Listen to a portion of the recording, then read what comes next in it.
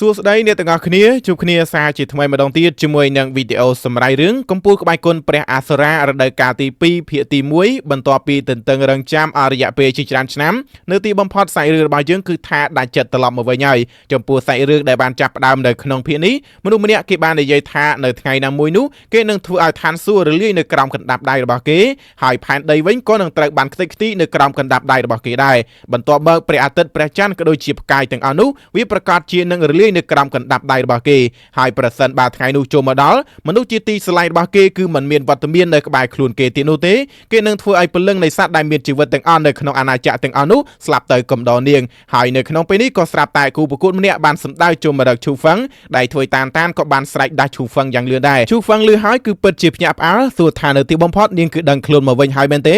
តានក៏នៅតែរំលឹកប្រាប់ទៅកាន់គាត់ថាក្នុងកំឡុងពេលដែលកំពុងតែប្រយុទ្ធនោះកុំរក្សាគម្លាតនៅចិត្តគូប្រកួតខ្លាំងពេកឈូហ្វឹងក៏បាននិយាយថានិមិត្តសញ្ញាចម្លែកមួយនោះវាគឺបានលេចឡើងមកម្ដងទៀតហើយគាត់គឺខ្លាចថាវាគួរតែជាប់តាក់ទងជាមួយនឹងនិមិត្តសញ្ញាអ្វីមួយប៉ុន្តែតានក៏ប្រាប់ថាកុំគិតច្រើនពេកដោយសារតែពួកគេនឹងគឺមកដល់ហើយយើងក៏លេចទៅមើលខាងក្រៅឯនេះវិញក៏ស្រាប់តែមនុស្សម្នាក់គេបានដើរចូលមកគេបានហៅឈូហ្វឹងថាជាមនុស្សសម្រាប់ដែលមកអំពីបកលំដាប់ទី2តើគេនឹងគឺហ៊ានប្រកួតជាមួយនឹងខ្លួនដែរឬអត់ដែលម្នាក់ហ្នឹងគេគឺមានឈ្មោះថាទូគូប៉ៃអ៊ីស្របពេលដែលអ្នកគាំទ្រគឺកំពុងតែស្រែកឲ្យគេនឹងគឺសម្រាប់ឈូហ្វឹងរបស់យើងចោលតែម្ដងទៅឈូហ្វឹងវិញក៏និយាយថានៅពេលនេះមានឆ្កែព្រៃមួយក្បាលចេញមកព្រុសទៀតហើយម្នាក់ហ្នឹងក៏ក្តៅដុំភ្លាមតែម្ដងគប់លំពេងជាមួយនឹងធម្មពលរបស់គេសម្ដៅចូលទៅរកឈូហ្វឹងប៉ុន្តែឈូហ្វឹងគឺអាចគេចផុតបានយ៉ាងងាយអ្នកទាំងពីរក៏ចាប់ផ្ដើមធ្វើការប្រយុទ្ធគ្នាអ្នកគាំទ្រវិញបាននិយាយថាការប្រកួតក្បាច់គុណរវាងប៉100នេះគឺជាការប្រកួតដណ្ដើមយកនៅចំណាត់ថ្នាក់លេខ1នៅក្នុងឈិងជើហើយខណៈដែលចំណាត់ថ្នាក់លេខ1នេះប៉ LinkedIn គឺបានកាន់កាប់អរិយពេលជាច្រើនរយឆ្នាំមកហើយមានតែប៉ដែលជាប់នៅចំណាត់ថ្នាក់កម្ពុជាទាំង10តែប៉ុណ្ណោះទើបពួកគេគឺអាចប្រកួតប្រជែងមានសិទ្ធិដណ្ដើមយកនៅចំណាត់ថ្នាក់លេខ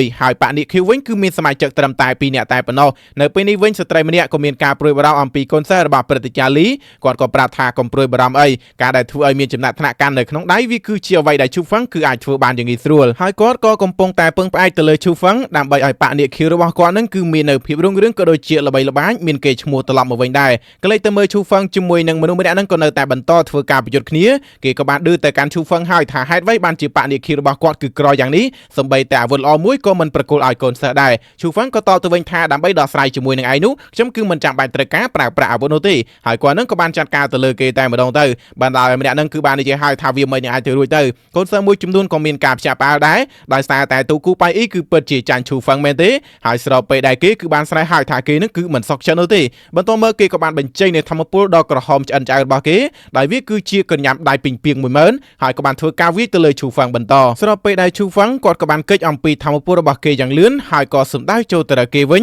ញប្រើប្រាស់នៅធម្មពលរបស់គាត់ដើម្បីវាយទៅលើទូគូប៉ៃអ៊ីតែម្ដងទៅដោយនៅទីបំផុតនោះយើងក៏ឃើញថាប៉ែហ្នឹងគឺដេកស្អាតបាត់ទៅហើយសម្លេងក៏បានប្រកាសឡើងថាឈូហ្វឹងគាត់គឺជាអ្នកទទួលបានជ័យជំនះនៅក្នុងការប្រកួតនេះហើយគាត់ក៏បានជាប់នៅក្នុងចំណាត់ថ្នាក់សិស្សឆ្នាំផងដែរមនុស្សម្នាជាច្រើនហ្នឹងគឺកាន់តែមានការភ្ញាក់ផ្អើលដោយប៉ LinkedIn គឺពិតជាចាញ់ពិតមែនដោយពួកគេហ្នឹងគឺមិនដែលចាញ់នោះទេអត់រយៈពេលជាច្រើនឆ្នាំមកហើយឈូហ្វឹងក៏បាននិយាយថាប៉ LinkedIn ហ្នឹងហាក់បីដូចជាគ្មានអ្វីអស្ចារ្យតទៅសោះចំណែកលោកមេតបឈីហ្វឹងយ៉ាងបាននិយាយថាមើលទៅរាងកាយរបស់គេហ្នឹងហាក់បីដូចជាទន់ខ្សោយពេកហើយប្រសិនបើចូលរួមជាមួយនឹងវិមានឈីលីនរបស់គាត់នៅក្នុងនាមជាទាហាននោះគេប្រកាសជាទទួលបានអ្វីដែលថ្មីក៏ដូចជាល្អជាងនេះខណៈដែលយានយ៉ាងធានហ្នឹងគឺមិនបានឆ្លើយតបមកវិញនោះទេគាត់បាននិយាយទៅកាន់កូនសិស្សរបស់គាត់ម្នាក់ទៀតដែលមានឈ្មោះថាទូគូអាអ៊ីនឲ្យគេហ្នឹងគឺទៅចាត់ការរឿងនេះបន្តិចទៅកុំឲ្យសិស្សប្អូនរបស់គេហ្នឹងគឺចេញមកធ្វើអ្នកគ្រប់គ្នាហ្នឹងគឺខ្មាស់គេទៀតហើយអ្វីគ្រប់យ៉ាងគឺធ្វើទៅតាមផែនការដែលបានរៀបចំទុកចំណែកនៅពេលនេះវិញគេក៏បានទៅរៀបរៀងផ្លូវបងប្រុសរបស់គេនិងក៏សួរថាតើទូគូប៉ៃអ៊ីហ្នឹងបញ្ញាបញ្ញាទៅណាដែរស្របពេលដែលទូគូប៉ៃអ៊ីក៏ស្រែកហៅថាបងប្រុសលើកក្រោយខ្ញុំប្រកាសជាធ្វើបានល្អជាងនេះ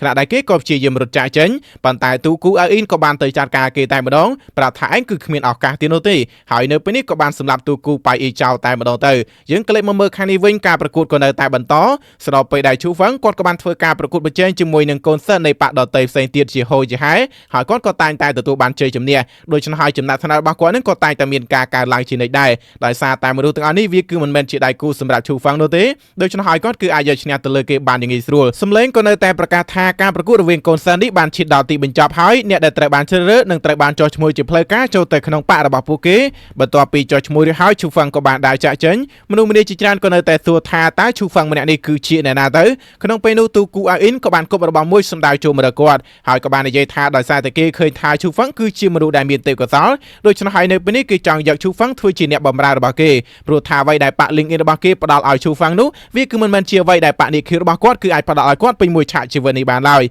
ស្របពេលដែលឈូហ្វាំងក៏បានញញឹមហើយក៏តបទៅវិញថាយ៉ាងម៉េចតែឯងគិតថាខ្ញុំចង់បានរបស់នេះខ្លាំងណាស់មែនទេរួចហើយនោះគាត់ក៏បានដើរចាក់ចេញទៅអាវអ៊ីនវិញគឺពិតជាខឹងខ្លាំងមែនទែននិយាយថាប្រសិនបើចង់ស្លាប់ទៅហើយនោះក៏មិនទោសខ្ញុំនៅពេលនេះវិញគេក៏បានរាយការណ៍ប្រាប់ទៅកាន់គ្រូរបស់គេថាអិសរាជជនដែលមើលអំពីគ្រប់ក្រុមគ្រប់ប៉ានោះគឺសិតតែបានចោះចូលជាមួយនឹងប៉ា LinkedIn របស់គេទាំងអស់លើកលែងតែឈូហ្វាំងម្នាក់តែប៉ុណ្ណោះយិនយ៉ាងធានក៏តបទៅវិញថាបើអញ្ចឹងគឺត្រូវតែបង្ហាញឲ្យគេបានឃើញដោយផ្ទាល់ភ្នែកថាតើការដែលប្រឆាំងក៏ដូចជាបដិសេធជាមួយនឹងប៉ារបស់គេនោះវាគឺមាននៅលទ្ធផលបែបណាហើយខណៈដែលអាវអ៊ីននឹងក៏បានទៅចាត់ការទៅស្របពេលដែលយិនយ៉ាងធានក៏នៅតែបន្តនិយាយទៅកាន់គ្រប់គ្នាបើយោងទៅតាមច្បាប់ទម្លាប់នោះនៅក្នុងការប្រកួតជុំចុងក្រោយនេះមេដឹកនាំគ្រប់ប៉ាដែលបានឈ្នះនៅក្នុងការប្រកួតជុំមុននេះគឺអាចចូលរួមនៅក្នុងការប្រកួតបានដើម្បីធ្វើការប្រកួតប្រជែងដណ្ដើមយកនៅជ័យជំនះហើយអ្នកដែលទទួលបាននៅជ័យជំនះគឺនឹងក្លាយទៅជាប៉ាលេខ1នៅក្នុងឆ្នាំនេះតែម្ដងស្របពេលដែលអាវអ៊ីនគឺតំណាងឲ្យប៉ារបស់គាត់នៅធ្វើការចូលរួមនៅក្នុងការប្រកួតនេះបន្ទាប់មកគាត់ក៏បានប្រកាសឲ្យការប្រកួតចាប់ផ្ដើមស្របពេលដែលទូគូអាវអ៊ីនក៏ចាប់ផ្ដើមធ្វើការប្រកួតជាមួយនឹងដៃគូរបស់គេប៉ុន្តែបើកលេចទៅមើលដៃគូរបស់គេតាចានឹងគឺជាមេដឹកនាំនៃប៉ាមួយដែរប៉ុន្តែមិនមែនជាដៃគូរបស់អាវអ៊ីននោះទេ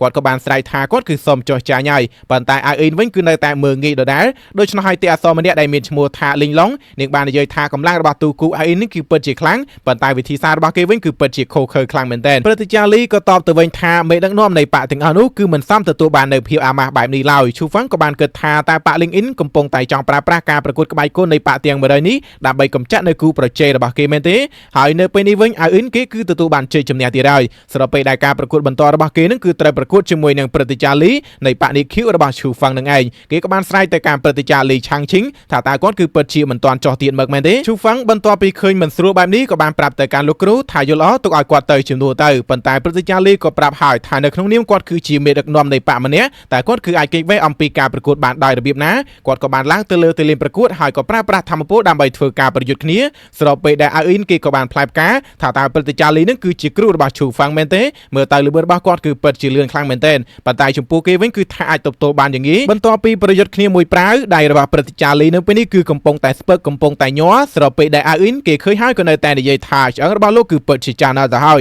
យដូច្នោះហើយចាំខ្ញុំជួយគេក៏បានបន្តសម្រុកចូលមករកគាត់ម្ដងទៀតព្រឹទ្ធាចារ្យលីក៏បានប្រើប្រាស់នៅក្បួនធម្មពលដាវទាំង10000របស់គាត់ហើយក៏ធ្វើការវិប្រហារទៅលើអាវអ៊ីនគេក៏បានបញ្ចេញនៅធម្មពលរបស់គេដើម្បីធ្វើការរារាំងហើយក៏បានកិច្ចអំពីធម្មពលនេះព្រឹទ្ធាចារ្យលីក៏នៅតែបន្ថែមនៅកម្លាំងធម្មពលរបស់គាត់អាវអ៊ីនគេបាននិយាយថាបើបែបនេះវាគឺពិតជាមិនសប្បាយតទៅសោះដូច្នោះហើយគេក៏បានគប់សម្ដៅនៅអាវុធរបស់គេចូលទៅជាមួយនឹងកម្លាំងធម្មពលដើម្បីធ្វើការបំបែកនៅក្បួនដាវរបស់ព្រឹទ្ធាចារ្យលីក៏នៅតែបញ្ចេញធម្មពលវាយទៅលើគេប៉ុន្តែគេក៏នៅតែធ្វើការវិបកត្រឡប់ទៅវិញរួចហើយក៏នៅតែស្ទុះសម្ដៅវាយទៅលើព្រឹទ្ធាចារ្យលីម្ដងទៀតបណ្ដាលឲ្យព្រឹទ្ធាចារ្យលីនៅពេលនេះគឺរបួសសោះពេញរាងកាយរួចទៅហើយប៉ុន្តែគាត់ក៏បាននិយាយថាគាត់គឺសុំចោះចាញ់ហើយស្របពេលដែលអាវអ៊ីនគឺមិនស្ដាប់នោះទេគឺនៅតែបន្តសម្ដៅចូលមកដើម្បីផ្ដាច់ជីវិតរបស់គាត់និយាយហើយថាគាត់នឹងហាក់បីដូចជាមិនរឹងរូសដូចជាកូនសិស្សរបស់គាត់ដែលជាឈូហ្វាំងនោះទេឃើញដូច្នោះហើយឈូហ្វាំងក៏ចង់ចូលទៅជួយលោកគ្រូប៉ុន្តែក៏ត្រូវបានយិនយ៉ាងធានប្រើប្រាស់សម្ពាធធម្មពលរបស់គេសង្កត់មកលើគាត់ក៏បានសួរហើយតើចង់មានន័យថាម៉េចគេក៏ប្រាប់ថានៅលើទីលានប្រកួតនោះអាវុធគឺគ្មានផ្នែកនោះទេ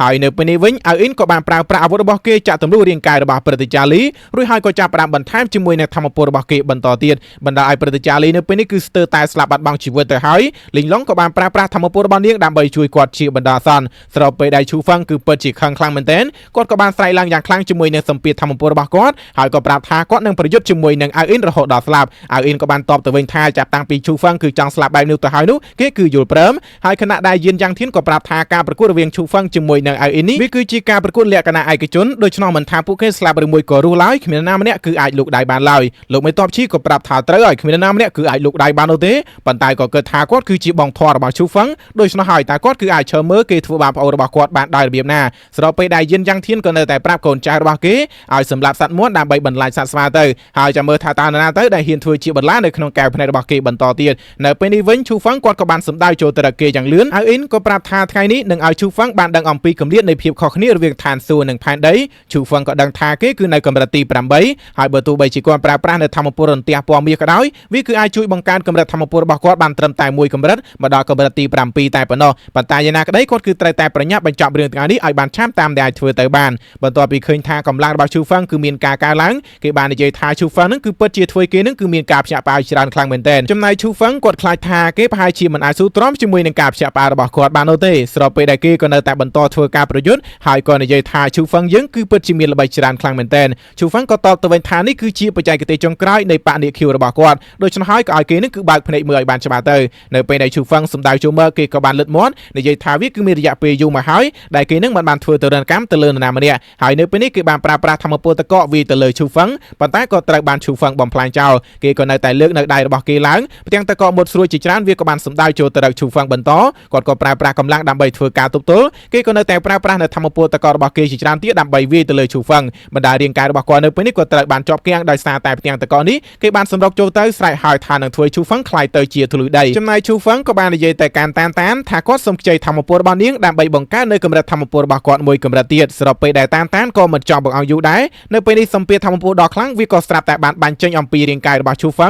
งหายชูฟังก็บานบรรโตจัดการเตลเกแต่มาดองเตอมันอะไรเกในไปนี้ก็บานขยะใจในชิมสลายอย่างชนะอมปีมอระบาเกหายเกก็บานดังฐานนี่คือจีกำลังตีปรำใบเกบานสู้หายถ่ายชูฟังยังคือจีใบสายประเพณาเตอเย็นอย่างเทียนก็บานเกิดหายถ่ายชูฟังเนี่ยนี้นั่งคลายเตอจีการกำริมกำไฮอย่างครั้งเนี่ยเป็นอนาคตสำหรับกอดโดยเฉพาะบรรโตเมื่อก็ปราบแต่การกลใจระบาดกอดเอาปราในไปใจกติใบสายดำใบกำจัดชูฟังเจ้าเตอมนุษย์มันได้จีจราบรรโตปีเคยไปใจกตินี้หายก็สัวทาแต่วิคือจีไปใจกติไว้เปิดจีคุยสักเปิมคลังเหมือนเต้นลูกไม่ตอบชีก็มันตอนไอทัวร์ไว้บานได้ขณะได้ต้านก็บานปราบแต่การชูฟังฐานนี้คือจีไปใจกติใบสายเชียมถวยก่อนนั้นก็มีการจับเอาบันเตยเนี่ยบานในใจทาไปใจกตินี้วิคือบานบังอยู่ยีนาบักห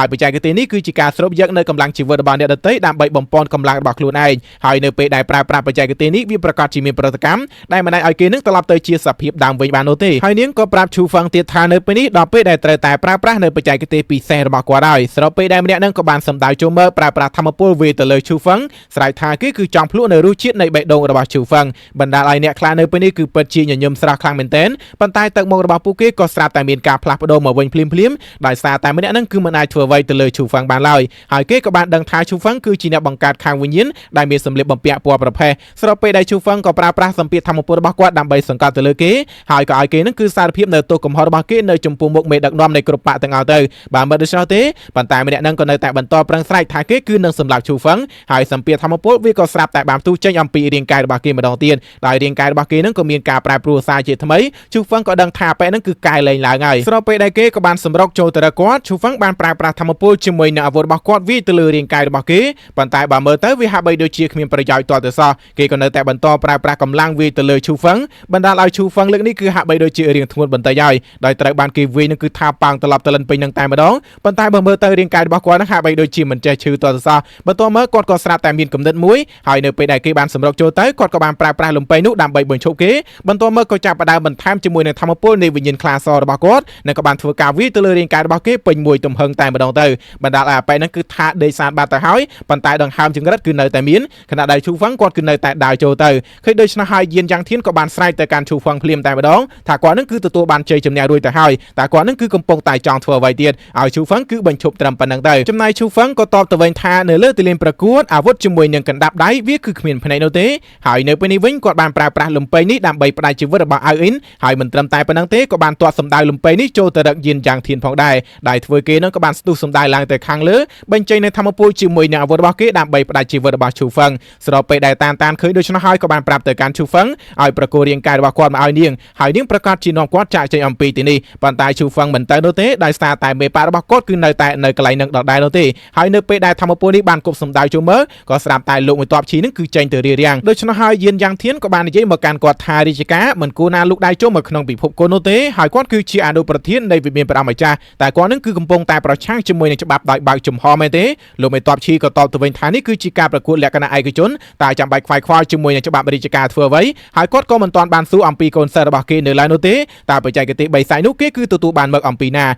ได้ทัวเย็นยังเทียนไปนี่คือทาตัวแต่มาดองลงไปจาชีก็ในแต่บรรจัยในธรรมโปรบากอดในใหญ่ทาจมวยไอกิบานนะเห็นปาปอนปราบากอดหายบรรทอเมื่อก็เอาชูฟังจ่าเจนสเราไปได้ชูฟังจมวยยังเตะซอลิงล้องก็บานน้อมปฏิจารีทัวดำนายจ่าเจนอัมปีตินีเตอหายมาดูมันนี้เว้นคือบานในใหญ่ทาชูฟังมันนี้คือเปิดชีคุยจ่าปรำลงไปตอบชีก็ในแต่ในใหญ่แต่การเย็นยังเทียนประสันบาเกเหมือนซอกจโนเตนุเกคือไอแต่กอดบ้านในขนมวิเมียนปรามาจาหายบรรทอเมื่อกอดก็บานจ่าเจนอัมปีตินีเตขณะใดกรุ๊ปคเนียก็บานในใหญ่หายทาชูฟังนี่คือเมียนขนมบองไอได้เชียวิเมียนปรามาจาโดยชนะหายปะนิคิวนี่ประกาศจีเมียนการริจมราตลอดมาไว้ใหญ่ยืนยังเทียนเว้นก็เกิดทาลงไม่ตอบชี้เกคือเมียนมนุษย์ได้ไอดอสไซชิมวยหนึ่งกวาดบ้านปันตายชูฟังบานบ่มพลายในแผนการระบาเกโดยชนะหายเกหนึ่งอย่างเนปะนิคิวทั่วจิตติเป็นจอสามระบากอด